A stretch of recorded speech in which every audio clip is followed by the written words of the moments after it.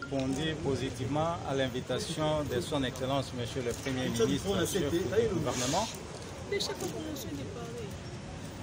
qui tenait à s'entretenir avec la délégation du RESOP.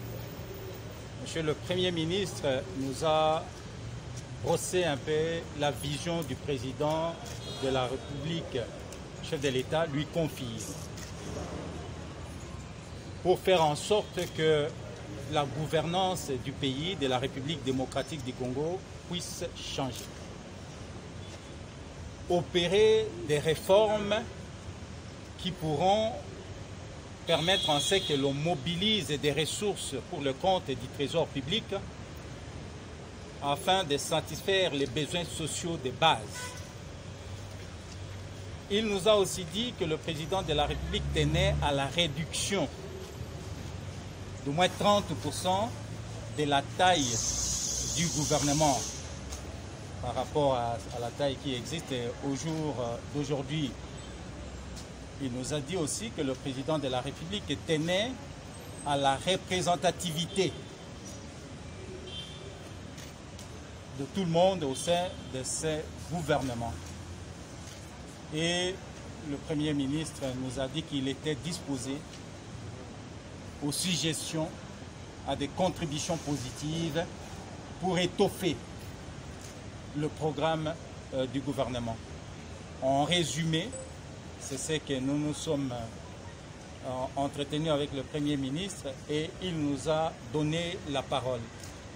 Nous avions appuyé la vision du président de la République, voulue par le Premier ministre aussi, en disant qu'effectivement, il faut qu'il y ait des réformes dans tous les secteurs de la vie nationale, notamment des réformes politiques. Et nous avions parlé de la CENI. Il n'est pas normal que la CENI, qui est considérée comme un arbitre au niveau d'un match de foot, puisse aussi marquer des pénaltys ou puisse aussi, à un certain moment, se faire jouer. Et donc, il faut que nous ayons une CENI réellement arbitre. Et donc, une CENI dont l'on ne trouvera pas les compétiteurs. C'est-à-dire que la CENI soit composée, par exemple, des confessions religieuses et de la société civile. Nous avions aussi appuyé sur la loi électorale. La loi électorale, au jour d'aujourd'hui, doit être revue. Nous sommes un pays post-conflit. Il faudrait que nous ayons un mode de scrutin qui favorise la représentativité des différentes couches sociales de la République démocratique du Congo. Et nous avions parlé aussi des réformes fiscales. Notre pays a un système de fiscalité qui est au jour d'aujourd'hui obsolète, qui ne répond plus à la nouvelle donne. Et donc, il faut informatiser.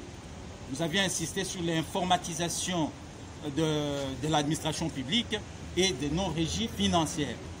Dans le secteur social, nous avions appuyé sur la réforme fondamentale voulue par le chef de l'État, qui est la gratuité de l'éducation de base.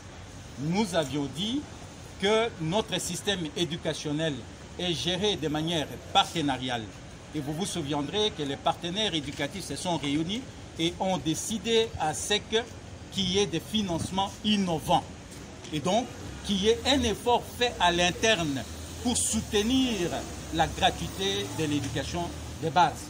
Et nous avions dit aussi qu'il va falloir réformer, par exemple, le fonds de promotion de l'éducation nationale pour y insérer des financements innovants. En grosso modo, c'est ce que nous avions échangé avec le Premier ministre et nous avions promis au Premier ministre de déposer dans le 48 heures un mémo beaucoup plus étoffé.